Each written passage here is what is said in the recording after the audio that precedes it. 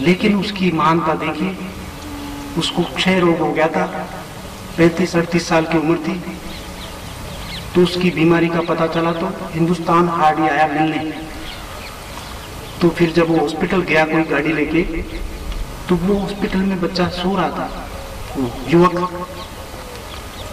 गाड़ी के नंबर उसको ऐसे दिखे कांच के माध्यम से, उसके 4 नंबर गाड़ी के देख करके उसने 4 सूत्र बनाए गणित के।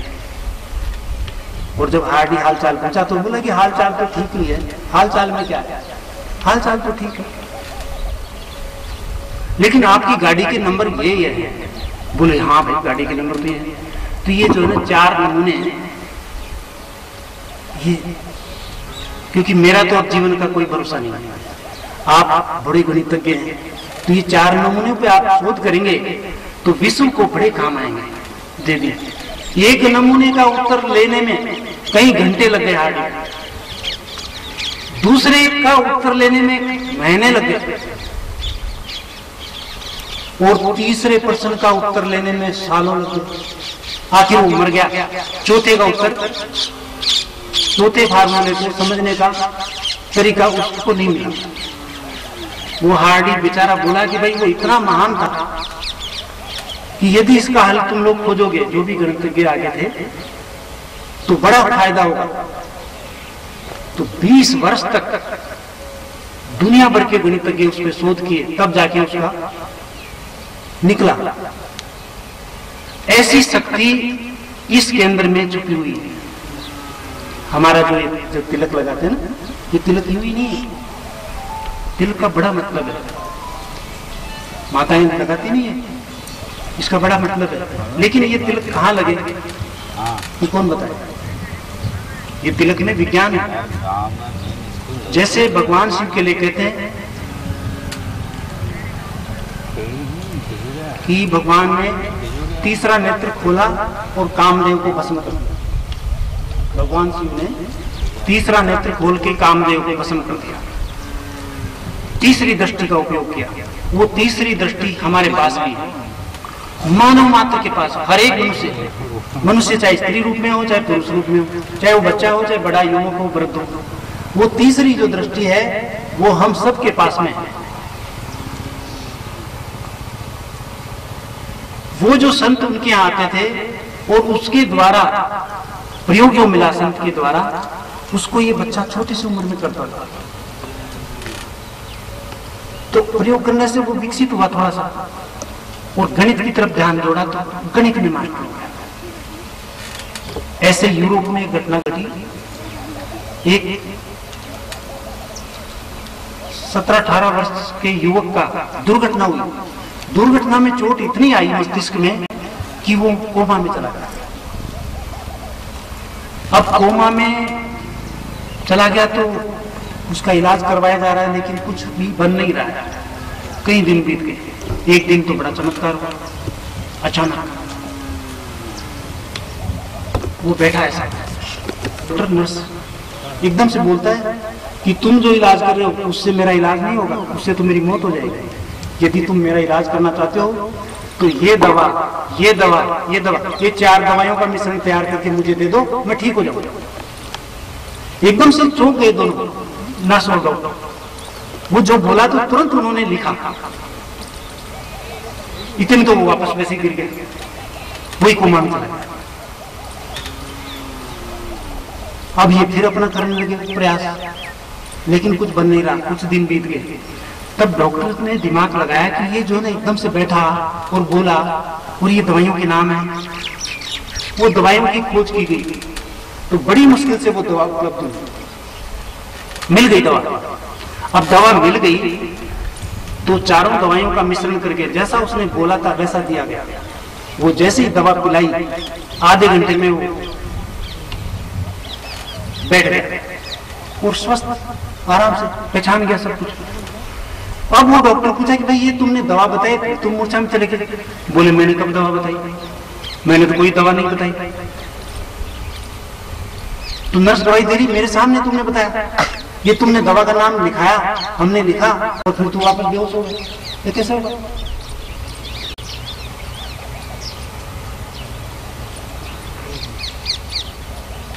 वो जो कयासी नाम का जो युवक लड़का था वो कुछ नहीं समझा, ठीक हो गया।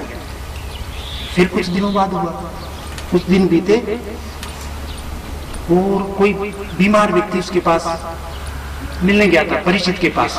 तो बीमार था तो जैसे ये कयासी उसके पास जाके पूछने लगा कि कैसे हो गया, क्या हुआ। इतने में तो अचानक क्या हुआ, उसकी आंखों की पुतली ऊपर की तरफ चढ़ गई। ऐसी आंखों की है ना ये पुतली, ये ऊपर थोड़ा चढ़ी और एकदम ऐसा तन के बैठा। वो बोला कि ये दवा है, ये दवा तुम ला लो, तुम ठीक हो जाओ।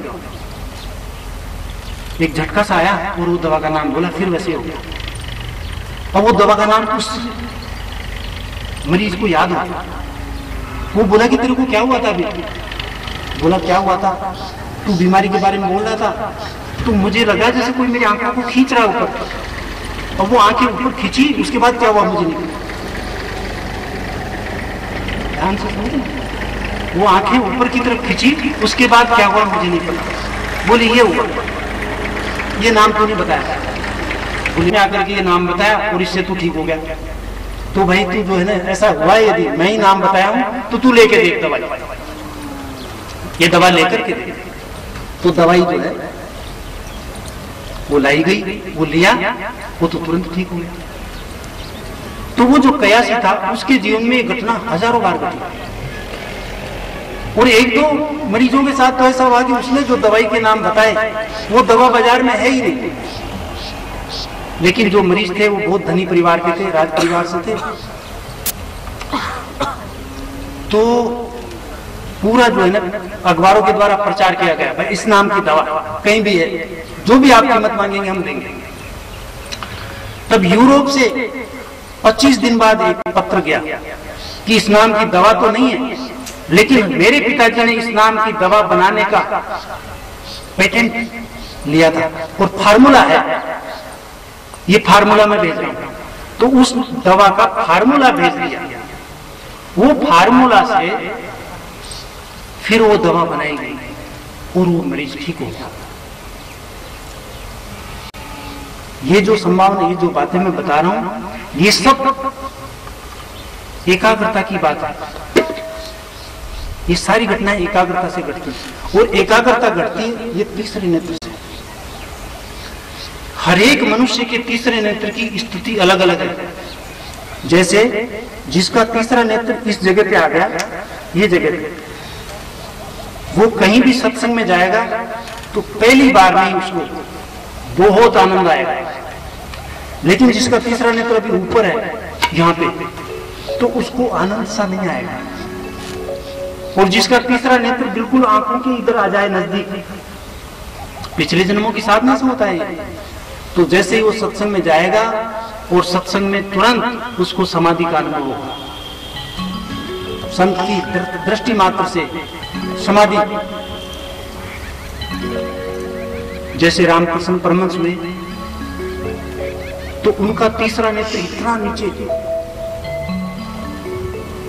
था कि ऐसे दौड़ते दौड़ते आकाश में पक्षी उड़ रहे थे, दौड़ते दौड़ते उन पे ध्यान चला गया और रामकृष्ण परमहंस को समाधि लग गई।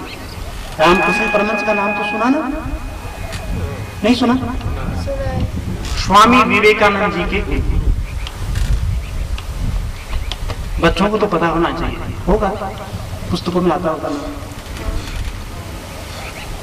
तो अभी जो अपन बैठे हैं ना यहाँ पे, तो वही तीसरे नेत्र पे, वो तीसरी दृष्टि पे कार्य कर रहे हैं। भगवान की पूजा से, अर्चना से, मंत्र जाप से ये तीसरा नेत्र में स्पंदन होता है।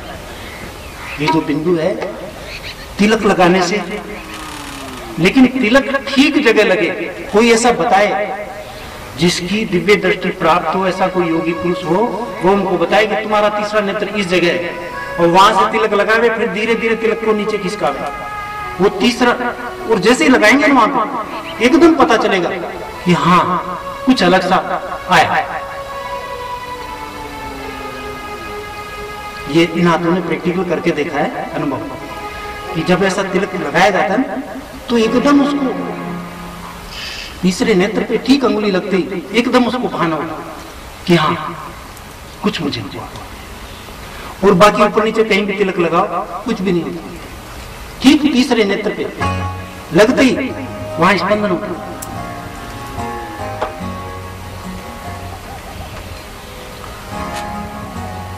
तो आप में से कोई भी रामानुजम बन सकता है, आप में से कोई भी जगदीश चंद्र बसु बन सकता है। अभी देखते नहीं अपने जो पहले राष्ट्रपति थे अब्दुल कलाम, तो मैं उन दिनों में दक्षिण भारत में रहता था, हैदराबाद। तो ये जो है जो अपना रक्षा अनुसंधान है परमाणु, तो उसके मुख्य वैज्ञानिक रहे। लेकिन इनकी सादगी इतनी थी कि खाली ऐसा लपेट करके और ये जो है बाहर रोड पे घूमने आते थे। मेरी भी कई बार उनसे आमना सामना हुआ, तो बिल्कुल फकीरी मौज में रहते थे। और जो इनको वेतन मिलता तो उसका इतना सा भाग काम में लेते कि बस रोटी का काम चल जाए, अपना सादा भोजन चल जाए, बस सादा सा वस्त्र, और बाकी बच्चों पे और जरूरतमंदों पे। देखो कितना, जबकि वही जो राष्ट्रपति हैं जब 25 साल के युवा थे तो पढ़ाई करके जब उनको नंबर नहीं आया वो जो बनना चाहते थे उसमें, तो निराश होकर के ऋषिकेश में मरने के लिए चले गए। ये सुना है आप लोगों ने? जो अब्दुल कलाम है, ये जो है 25 वर्ष के युवा थे और जो पढ़ाई कर ली, लेकिन गरीबी थी। और अपने देश में तो भ्रष्टाचार तो आम बात है, क्योंकि पश्चिम की है ना हवा। तो कोई भी अफसर है जो ज्यादातर भ्रष्टाचार, वो किसी भी डिपार्टमेंट में, तो उनको नहीं मिल पाया वो पद। तो एकदम वहां से जब वो लक्ष्मण झूला राम झूला की तरफ गए तो स्वामी शिवानंद जी एकदम से पीछे से देखे। अब वो योगी पुरुष थे, उनको भावी दिखाई दे गई, ये तो बहुत महान वैज्ञानिक होगा और भारत के लिए इतना बड़ा कार्य करेगा। तो एकदम आवाज लगा करके बोलते हैं, युवक मरना चाहते हो?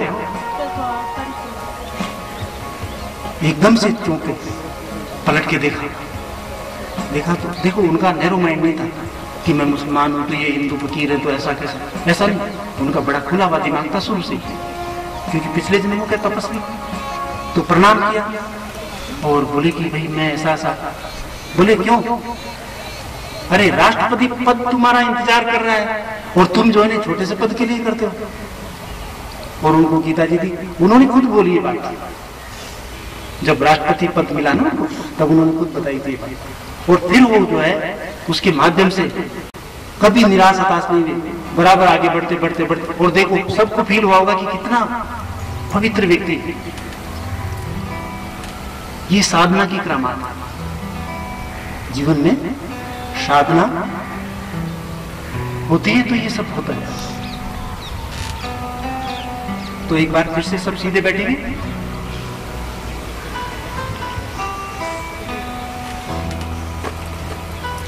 नदियाँ न पिए कभी अपना जल, वृक्ष न खाए कभी अपने फल। नदियाँ न पिए कभी अपना जल, वृक्ष न खाए कभी अपना फल।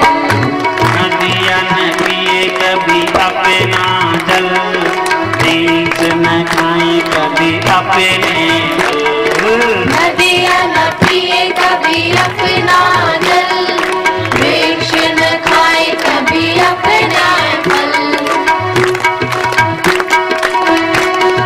वृक्ष न खाए कभी अपने फल।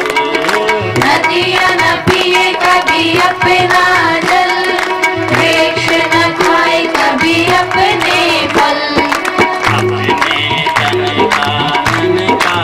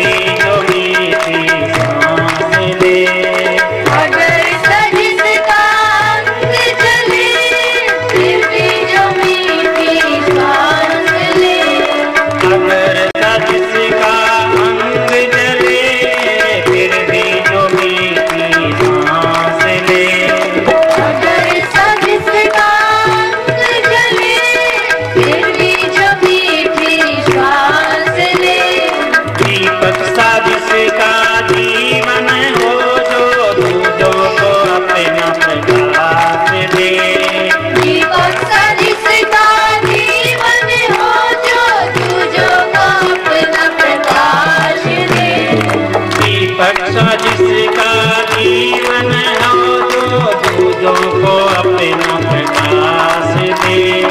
दीपक सा जिसका जीवन हो जो दूजों को अपना प्रकाश दे। धर्म है जिसका भगवत गीता सेवा ही वेद पुराण है। धर्म है जिसका भगवत गीता सेवा ही वेद पुराण है। वो सच्चा इंसान है इस धरती पर भगवान है। वो सच्चा इंसान है इस धरती पर भगवान है। नदियाँ नदिए कभी अपना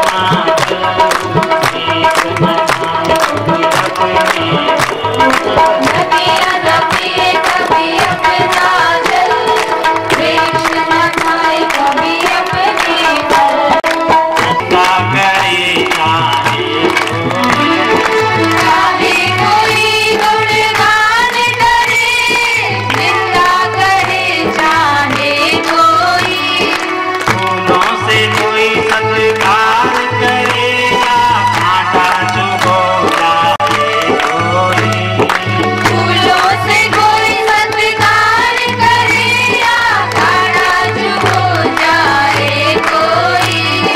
कांटा चुभो जाए कोई। कांटा चुभो जाए कोई।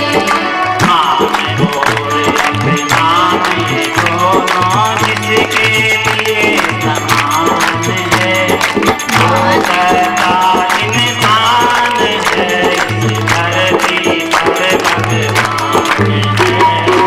वो सच्चा इंसान है इस धरती पर भगवान है। नदियाँ नदिए कभी अपना जल, वृक्ष न खाए कभी अपने नदियाँ न पिए कभी अपना जल, वृक्ष न खाए कभी अपने फल।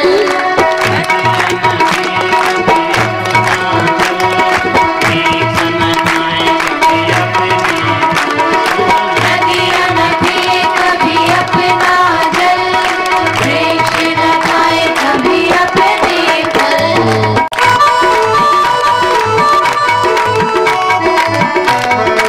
जीवन ऐसा नहीं होना चाहिए कि हमारा जीवन किसी के लिए दर्द बने। हमारे जीवन से हमारा जीवन कांटा न बन जाए, फूल बने। हमारे जीवन की सुगंध चारों ओर फैले, दसों दिशाओं में फैले। ये जीवन जीवन नहीं है कि बस कत्ल करते हैं ना।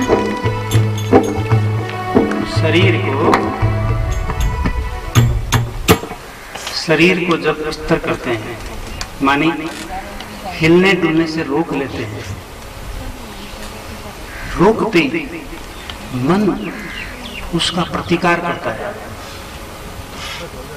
सहारा ढूंढता है कि थोड़ा टेका लगाना, ठीक है ना, ऐसा होता है ना। और यदि कोई ऐसा सीधा, जैसे देख रहे हैं ना, जब से आए यही पोजीशन, अभी 4 घंटा भी बैठूंगा ना तो यही पोजीशन रहेगी। कोई टेका सहारा, पैर बदलने, हाथ बदलने से ऐसा नहीं, एकदम पोजीशन।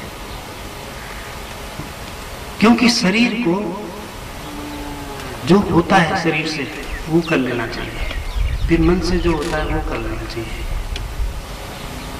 तो आत्मा का अनुभव होता है। शरीर से वो जो करने लगते हैं जो नहीं करना चाहिए, तो शरीर हमारे ऊपर सवारी करता है। फिर थोड़े थोड़े में बच्चे रोते हैं, तो थोड़ा सा नंबर कम आ गए तो एकदम रो पड़ते हैं। कई बच्चे तो बेचारे अभागे होते हैं, फेल हो गए तो आत्महत्या कर लेते हैं। देखो कितना अभागापन। लेकिन साधक के जीवन में अभागापन नहीं घटता। साधक को निराशा, हताशा ये सब नहीं कहते। वो उधर धूप में बैठे, इधर आके बैठ जाते, इधर आके जगह नहीं है। आगे ना जाओ।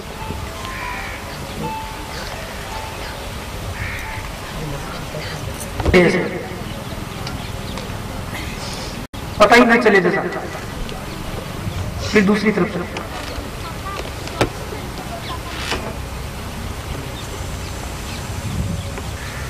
दूसरी तरफ से निकाल देना है, एक तरफ से लेना है, धीरे धीरे लेना है, धीरे धीरे